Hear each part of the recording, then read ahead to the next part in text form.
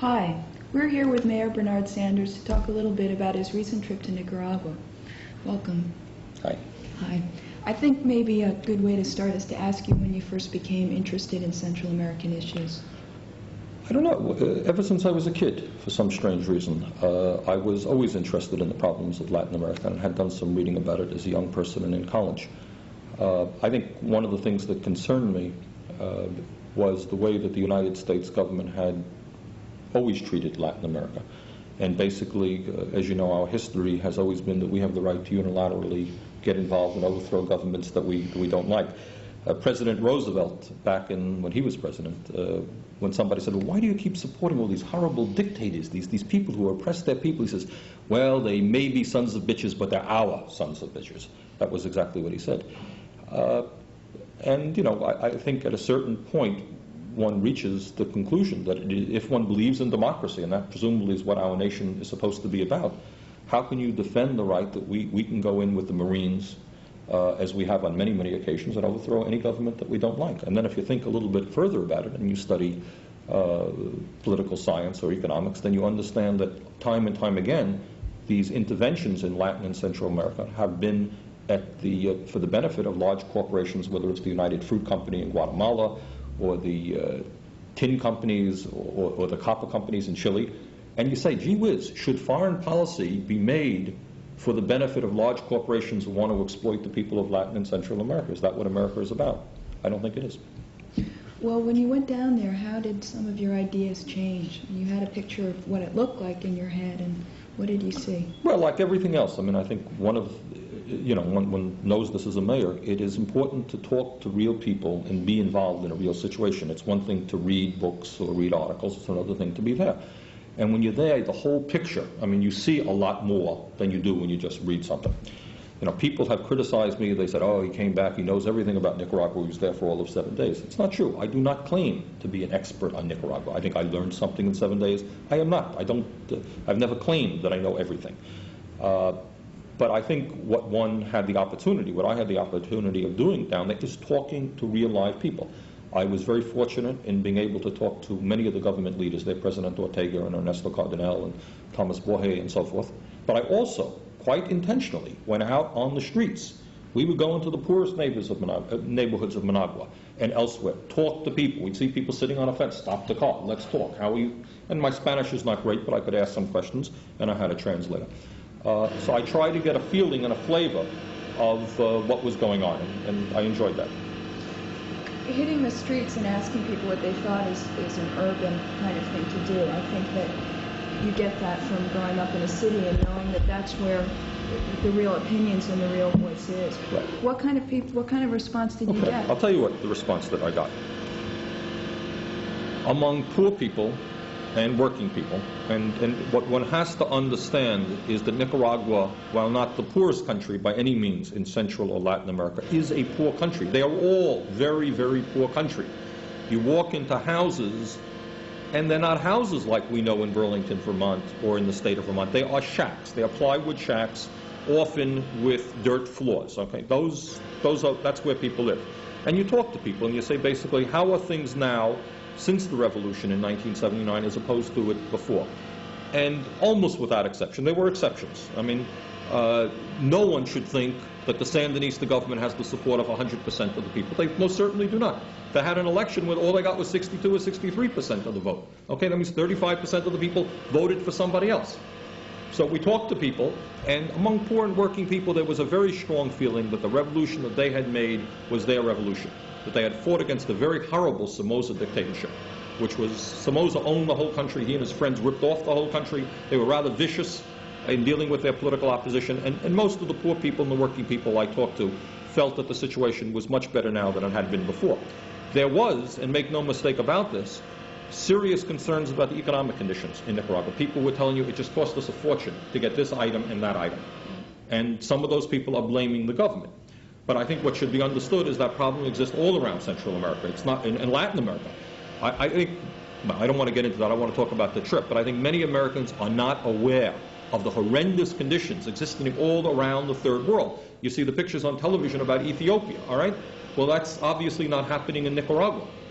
But all over Latin America and Central America, you do have hunger, you have malnutrition, you have disease, very, very serious problems. The third world today is facing the most serious crisis it's faced since the Depression, if not ever. And those problems exist in Nicaragua. What kind of things, you went not only and spoke with the people, but you went to hospitals and schools and different places like that. How would you evaluate the progress that the Sanderistas have made in those areas? Nobody denies. I mean, that you go and you speak to the leaders of the opposition, and they will not deny. How can you deny when you had illiteracy of 50% several years ago, and now it's down to 13 or 14%? No one denies that that's of great importance. No one denies that they are building health clinics. Healthcare in Nicaragua is now free. It is terrible. It is very primitive compared to what we get. You know, it's not the medical center of Vermont there, believe me. But they now have it free.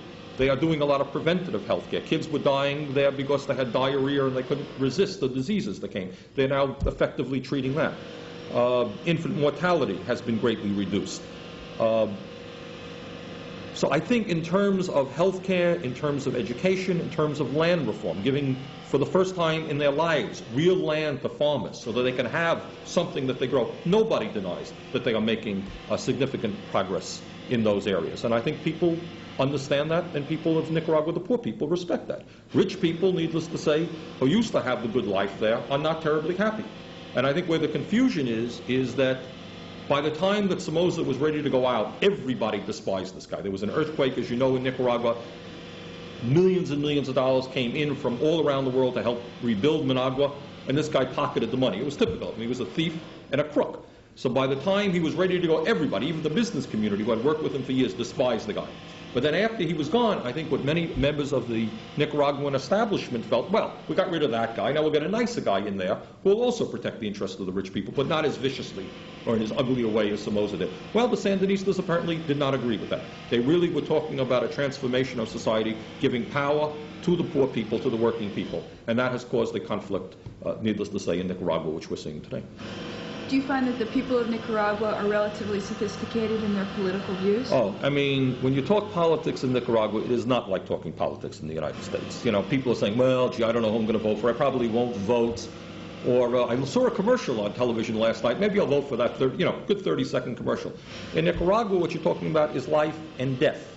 It is a question of whether their children are going to have any kind of dignity or not.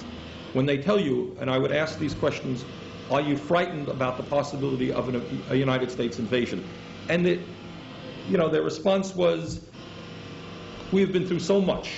We've had to fight for so long that we don't want a United States invasion. Believe me, they're not macho types saying, hey, we're going to take on the United States Marines. No problem. They do not say that. They understand what they're up against. But I think when President Reagan tells the people of Nicaragua, and he said this many months ago, he says, basically, if you get down on your hands and knees and you cry, uncle. Remember that? This is wonderful diplomatic relationship. This is the way that our government deals with the third world. If you cry, uncle, in other words, if you say that we in America, the United States, are going to be the boss, we'll let you survive. You can't say that to these people. I mean, Ortega himself was in jail for 8 years. Borge was tortured. All of these people fight. Their wives were killed and raped. I mean, these people are not going to get down on their hands and knees to anybody. And I think what I learned, one of the things that I think I learned on my trip, as a socialist, the word socialism does not frighten me, and I think it's probably fair to say that the Nicaraguan government is primarily a socialist government. But what you learn down there is that socialism or anti-capitalism is much less prevalent than nationalism. Basically what they're saying is, we've been under the thumb of the Marines. As you know, the Marines installed the Somoza family. We've been under the thumb of the United States for our entire modern history, and we're not going to be under the thumb of anybody anymore. Nicaragua is our country. We will do the right things or the wrong things. We will make our mistakes, but we will make them independently as an independent and free nation. That is the theme of their revolution. And I think that that's very widely felt.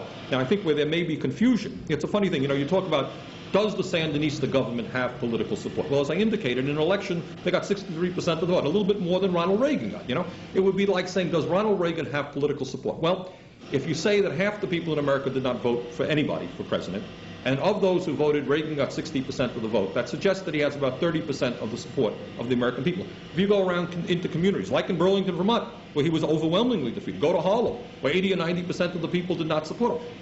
Does he have overwhelming support? He has the support. Does the Sandinista government, in my view, has more support among the Nicaraguan people, substantially more support than Ronald Reagan has among the American people. And where there's also, I think, confusion on the part of some people in the United States is even people who voted against the Sandinista government. They voted for somebody else for president. Do you think that that means that they're going to support an invasion of their own country? I mean, it's like saying, I voted against Ronald Reagan. That does not mean to say that I want to see an invasion of the United States to get rid of Ronald Reagan. We will deal with our own internal politics in our own way. I hope we will vote Reagan out and reactionary Republicans out. That does not mean to say we want an invasion. And I think many people in Nicaragua feel the same way. They say, hey, I don't like the Sandinista government, but don't invade our country. We're going to have to stand with them because we're an independent people. So you think that the notion of a civil war running rife in that country is a misconception? Oh, God. It's the same thing, you know, they never learn. You may recall way back in, when was it, 1961, they invaded Cuba. And everybody was totally convinced that Castro was the worst guy in the world, that all the Cuban people were going to rise up in rebellion against Fidel Castro. They had forgot that he educated their kids, gave them health care, totally transformed the society. You know, not to say that Fidel Castro or Cuba are perfect. They are certainly not. But just because Ronald Reagan dislikes these people does not mean to say that the people in their own nations feel the same way. So they expected this tremendous uprising in Cuba. It never came. And if they are expecting a tremendous uprising in Nicaragua, they are very, very, very mistaken. I spoke to Ortega, and I asked him this question, and I said, if the United States government stopped funding the countries, how long do you think they would last?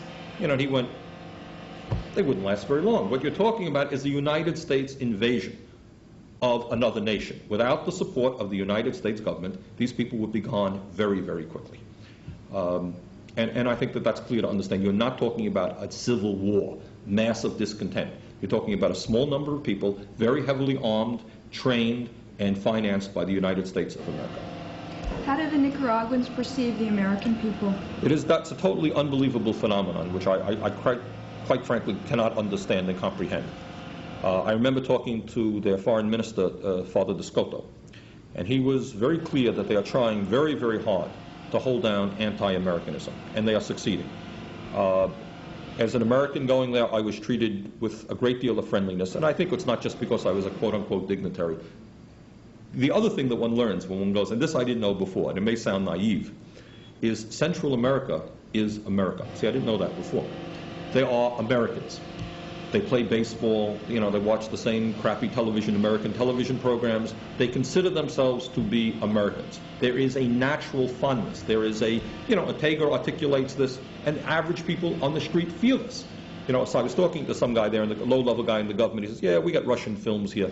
Nobody watches the Russian films. They're very boring. Their cars are uncomfortable. They feel much more closely aligned with the United States. Now, Ronald Reagan may be successful in doing something which is, in fact, very hard to do.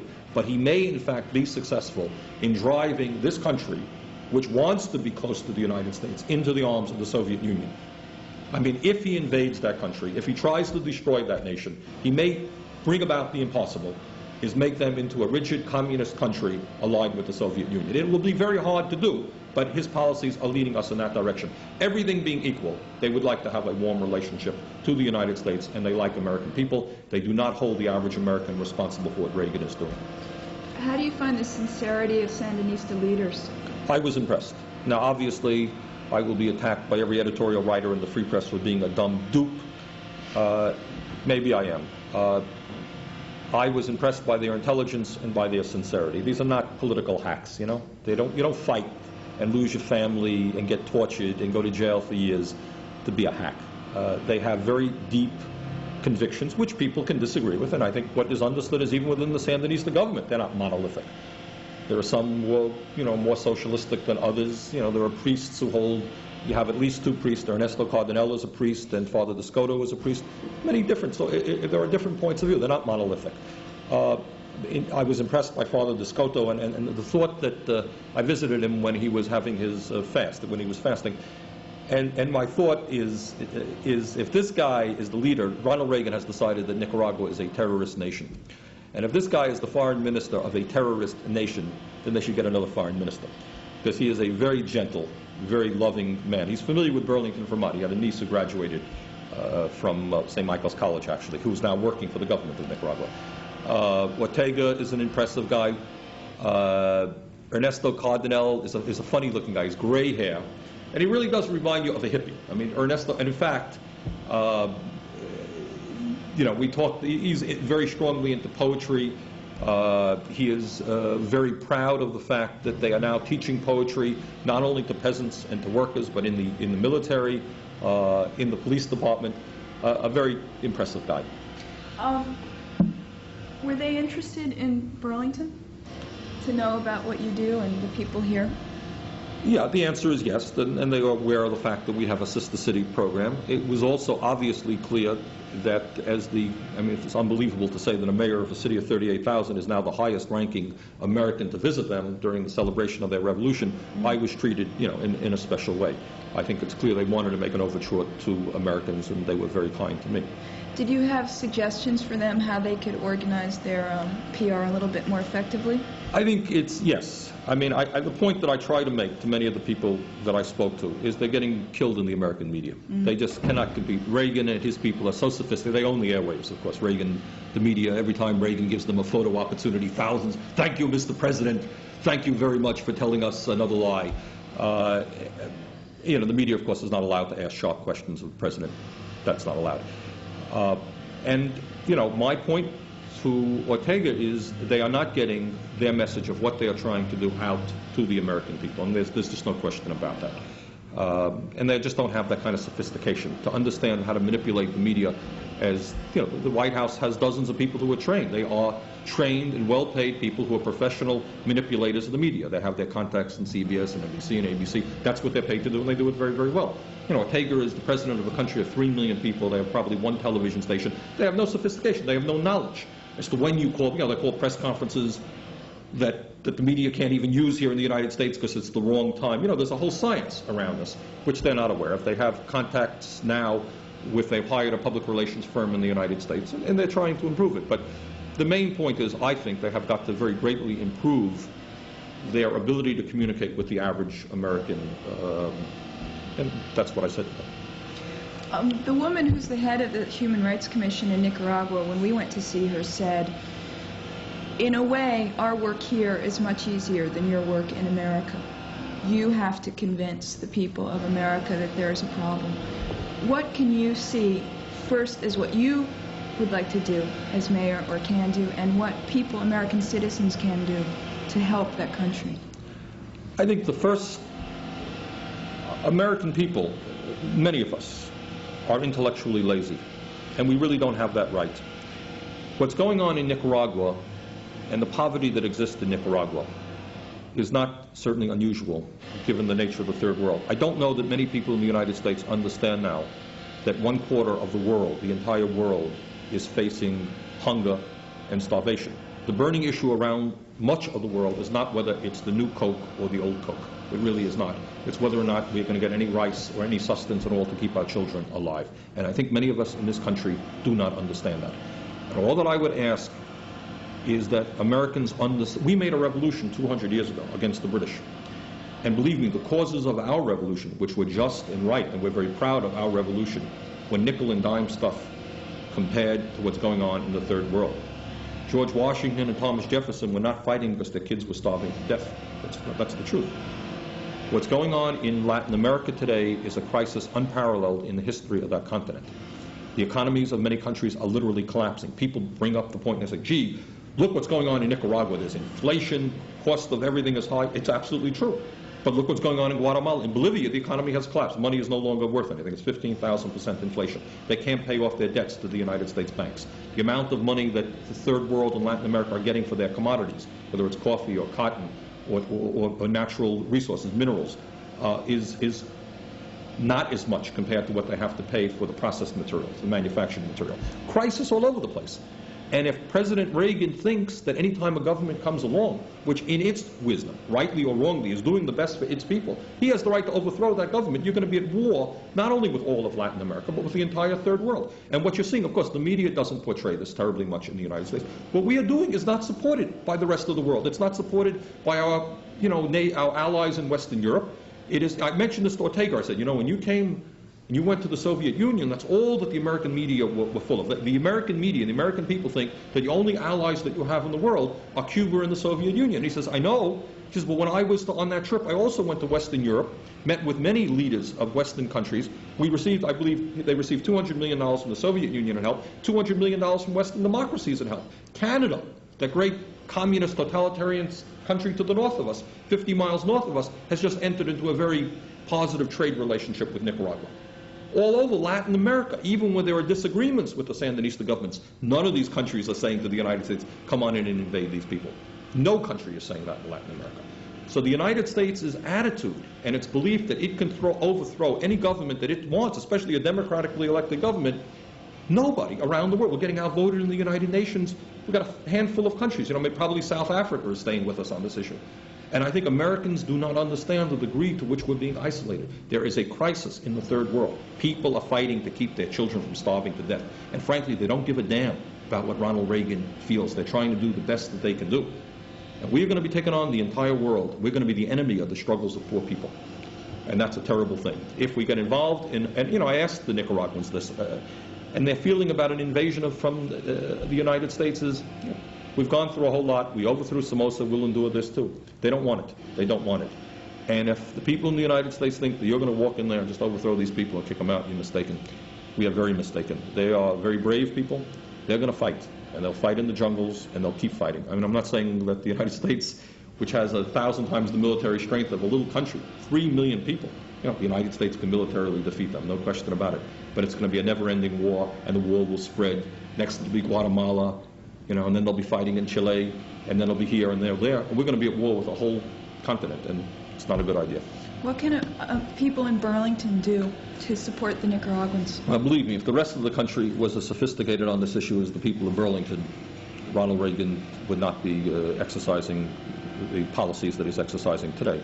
I think, first of all, there's got to be an understanding. There has got to be a statement that what is going on is criminal, it's illegal. You cannot be giving money to people to destroy a democratically elected government. I think we have got to stand up. You know what's ironic is you read these polls. There was recently a Washington Post ABC poll, and I forgot exactly what the number is, but well up in the 70s.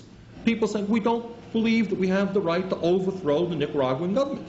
People are saying that. That's what the average American feels. And if you say to the average American, do you think we should have a Vietnam-type war in Central America? I think the answer is overwhelmingly no. But I don't hear those voices standing up. Now and then you have senators like Senator Leahy who has a good position on this, and obviously many people in the Congress. But I think that the average American should be standing up and saying to President Reagan, hey, Mr. President, you're cutting you want to cut Social Security, you're cutting health care, you're cutting programs for the poor, for the elderly. Listen, if you don't want to help Nicaragua, fine, don't help Nicaragua. I would like to see positive help, but at least don't spend our money that we need here in the United States to destroy that government. I think people are intimidated by Reagan. They're afraid that he's going to get on the television, give this dramatic speech equating the murderous Contras with the founding fathers of our country. And that is an insult, believe me. That is an insult to all Americans and to the people who helped create our country and write our Declaration of Independence. The Contras are not Thomas Jefferson and Thomas Paine, believe me. And I think people have got to stand up to Reagan. And I think maybe we'll see more of that. Oh, I think that is my last question. I've got a lot that I can ask you, but I think that we'll put a stop there. And there's one more thing that I wanted to know.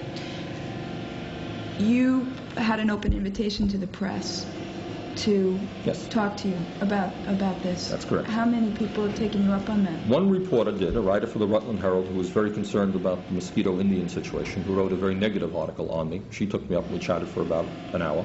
No other reporter has come in. The reporters were very upset that I did not allow on this very complicated issue of Nicaragua, where you can talk for many, many hours. We haven't touched the surface, so we've been chatting for 15 minutes. But I was not willing to deal with all kinds of questions. But I said, please, anyone who has further questions, I'd be happy to sit down at length. One reporter came in. Very good. Thank you very much. Thank you. This has been CCTV with the mayor.